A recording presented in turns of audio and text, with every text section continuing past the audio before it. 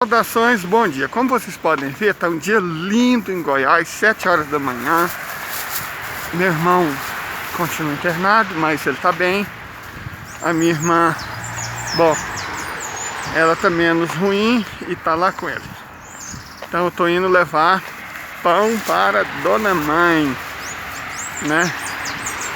Enquanto isso, vamos falar um pouco sobre industrialização, que é o assunto que a gente já havia comentado ontem. Nós explicamos que o processo de industrialização japonês, por exemplo, pós-guerra, de reindustrialização, né, porque a guerra destruiu quase todas as instalações industriais, foi fundamentalmente diferente do processo de industrialização chinês. Ambos contaram com um maciço aporte de capitais dos Estados Unidos. Vamos colocar o México na jogada para todo mundo entender.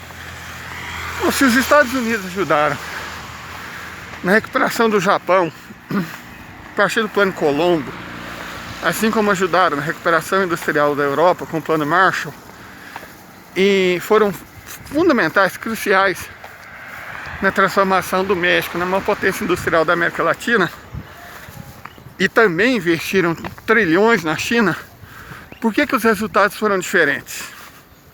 Isso não é muito difícil de explicar não, gente. Vamos mostrar aqui para vocês.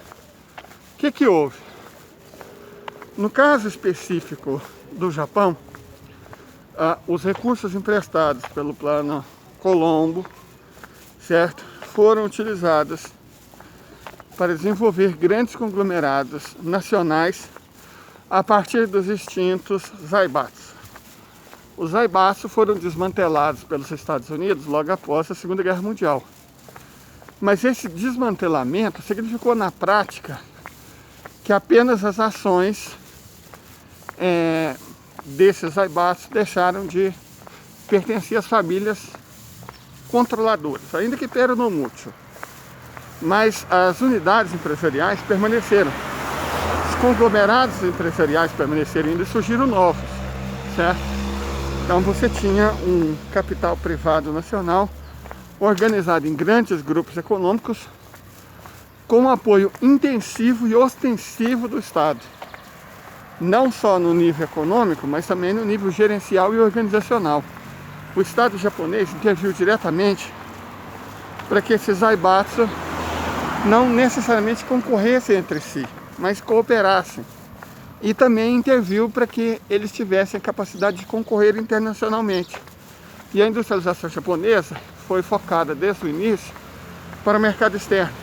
Mas a gente pode falar que a mexicana também, grande parte da industrialização mexicana posterior aos anos 1980, que foi o período em que o modelo de substituição de importação entrou em declínio, por conta inclusive de coisas como o Banco Central o Banco Central em todos os países que ele foi instalado, ele foi uma ferramenta crucial de desindustrialização. Vamos falar um pouco sobre isso. Como assim?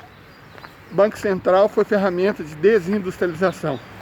A partir do momento que o Banco Central favorece os especuladores financeiros, os banqueiros, ele torna, através de altas taxas de juros, ele torna o investimento financeiro mais interessante e lucrativo do que o investimento industrial. Isso é proposital, certo? A partir do momento que o investimento financeiro se torna mais lucrativo, os bancos começam a ganhar mais que as indústrias.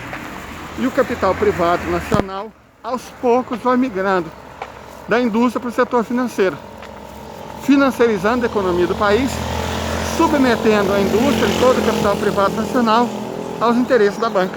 E isso, evidentemente, desindustrializa o país, certo? Aconteceu no Brasil, aconteceu na Argentina, aconteceu nos Estados Unidos, perfeito? Não aconteceu no Japão, porque o Estado interveio.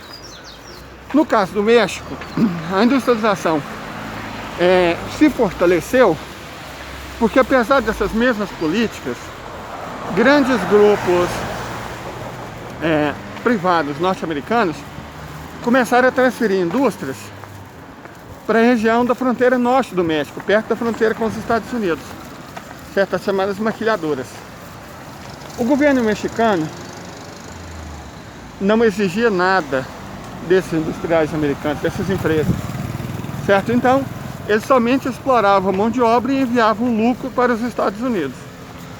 E isso não gerou, até gerou emprego, mas não gerou desenvolvimento e renda, porque provocou uma migração maciça de pessoas do sul do México que se tornaram empobrecidas por conta da adesão do Estado mexicano ao NAFTA, certo?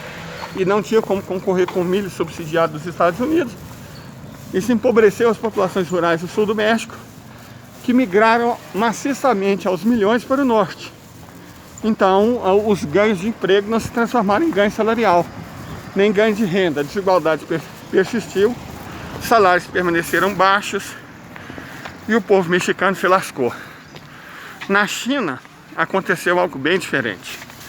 O Partido Comunista Chinês exigiu que todas as empresas que se instalassem na China distribuíssem metade dos seus lucros com o Estado.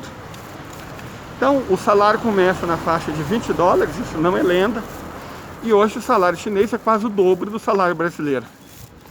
Como isso aconteceu? Na verdade é mais que o dobro, né?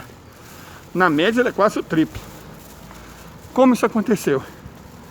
O Estado chinês ficou com metade dos lucros e começou a investir maciçamente, não em títulos da dívida pública americana, como os japoneses e os europeus foram obrigados a fazer. Começaram a investir maciçamente em infraestrutura, indústria pesada, depois indústria de base, correto? Na modernização do país, na educação, na ciência, na tecnologia. E com isso, com essa redistribuição dos lucros, controlada e orquestrada pelo Estado, rapidamente a China se transformou não só na maior economia industrial do mundo, como aumentou brutalmente os níveis salariais.